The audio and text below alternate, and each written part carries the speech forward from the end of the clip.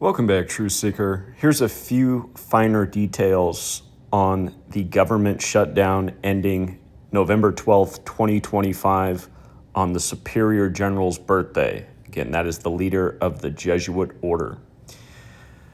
The headline: House votes to reopen government after 43 days shutdown. 43 is an important number in D.C., and again, they etch on the Masonic temple in D.C., all is number, the Pythagoras quote. Of course, Pythagoras is said to be the first Freemason by many. Freemasonry is based in Kabbalah, where numbers gain significance, and within Kabbalah, there's the practice of coding numbers into words. Think about the letters D, C. D is the fourth letter, C is the third. 4-3. And the only reason the nation's capital is where it is because of the Jesuit order. Again, today's the Superior General's birthday, the leader of the Jesuit order. The Jesuits are known as the Society of Jesus. Jesus Christ has Gematria of 43. So it goes on. The House passed a government funding package late Wednesday that will close out the longest shutdown in history. Members returned to Washington after a 54-day recess to vote on the shutdown-ending bill brokered across party lines in the Senate. I mean, are you kidding me? 54-day recess? Jesuit order equates to 54. Again, their headquarters is the Church of the Jesuits, Building 54. Georgetown, the nation's first Jesuit university, which was established just a few months before George Washington took office, was established by a 54-year-old John Carroll. John Carroll equals 54 like Jesuit order. Again, the Jesuit headquarters is in Rome at the Church of the Jesuits, Building 54. At their peak, they had 54 universities in the U.S., the Jesuits did, and a million other things. It goes on. They voted 222 to 209, with just a handful of Democrats breaking with their leadership to get the measure over the finish line. 222? What equals 222 in Gematria, you guys? Superior General. Today is Arturo Sosa's 77th birthday, the leader of the Jesuits. And remember, with regards to 77, United States is 77. Washington, D.C.'s on the 77th Meridian West. Again, if you're new here, these are the 4 base ciphers of the English language. The alphabetic order with numerology, the reverse alphabetic order with numerology. You can see that United States is also 40, like the Senate reached their deal on Sunday, which was 40 days after the shutdown began. Now today, Wednesday, November 12th, 3 days later, on the Superior General's 77th birthday, it's all the way reopened. This is major mockery.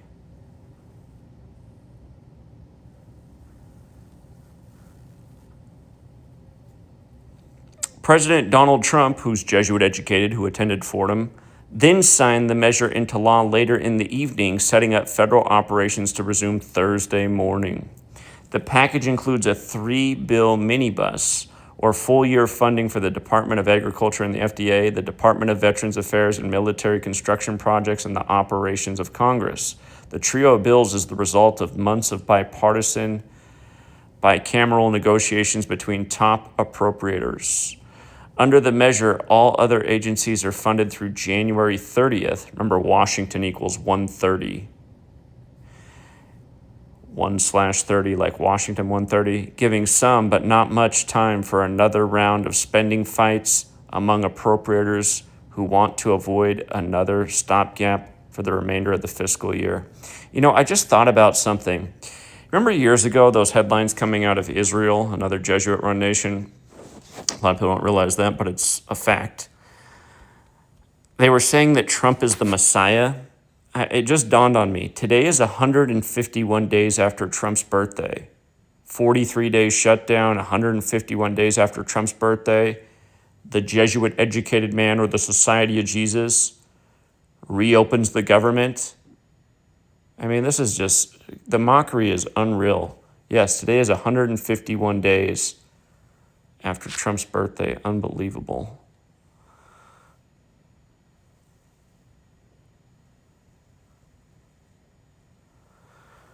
Two Republicans joined Democrats in opposition to the measure. Reps Thomas Massie of Kentucky, remember what he did to his wife, she died in a Jesuit ritual, and Greg Steube of Florida. Otherwise, Speaker Mike Johnson's conference stuck together to back the funding package endorsed by the president. Remember, this happens in the time of Speaker Mike Johnson, the 56th Speaker of House. Society of Jesus equals 56, Washington, D.C. equals 56, Mike Johnson equals 56, the 56th Speaker of House. Remember, Mike Johnson's full name equals 77, like today's the Superior General's 77th birthday. Democrats were largely united in opposition to the package, which did not address their primary demand during the government shutdown, passage of legislation to extend enhanced tax credits under the Affordable Care Act that are set to expire at the end of the year, driving up premiums for more than 20 million Americans. House Democrats are furious about the concession from their Senate colleagues and believe they now have little to no leverage to force a vote on the extension many Republicans oppose as wasteful and impractical. There's only two ways that this fight will end, House Minority Leader Hakeem Jeffries said in a floor speech before the vote. Either Republicans finally decide to extend the Affordable Care Act tax credits this year, or the American people will throw Republicans out of their jobs next year and end the speakership of Donald J. Trump once and for all. Still, 6 moderate Democrats ended up siding with the Republicans to end the shutdown. Rep. Jared Golden of Maine, remember Trump said this is the golden era. Gold's the 79th element on the periodic table. Trump's 79 years old.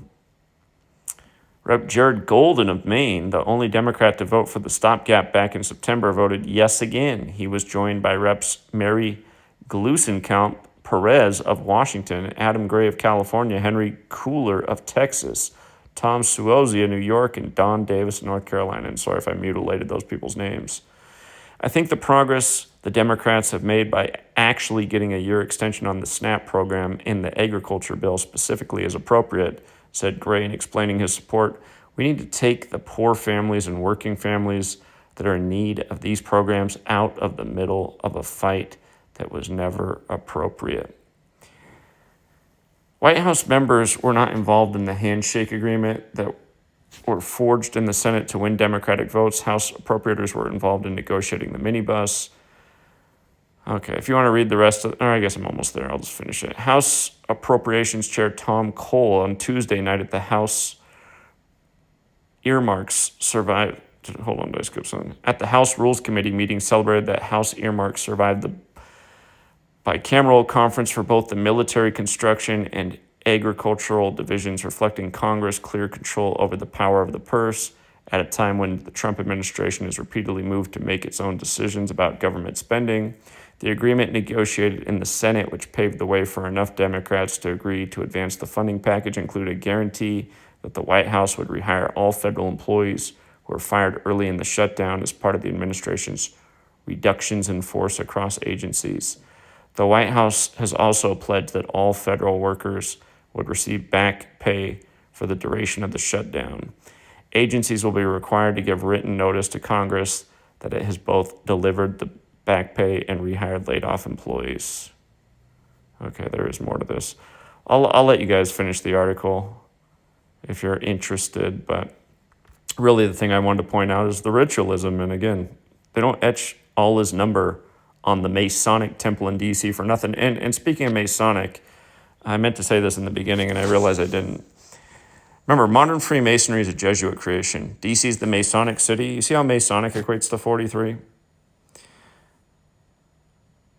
All is number. And the other thing the Masons etch on the temple is order out of chaos. Notice how that phrase equates to 222. Again, just like Superior General, like the 222 votes. There's so many things that come out of a ritual like this. And one of the things for a lot of people is it makes them, in a strange way, believe in the importance of government all the more. Look what happens if the government isn't open. People are starving. You know, at the beginning of this country, nobody was starving if the government shut down because people were agricultural, they had skills, they were self-sufficient, they had family, they had neighbors. A lot of people don't have any of that stuff anymore. They don't know their neighbors. Some people don't have any family. They have very little skills. They are raised by the state in classrooms, learning from books, learning trivial knowledge, made up history, contrived this exact same way, etc., etc. People need to recognize what our government is. It is a monster. It is a fraud. And it treats us like a joke by the numbers every single day. Till next time, Truth Seeker.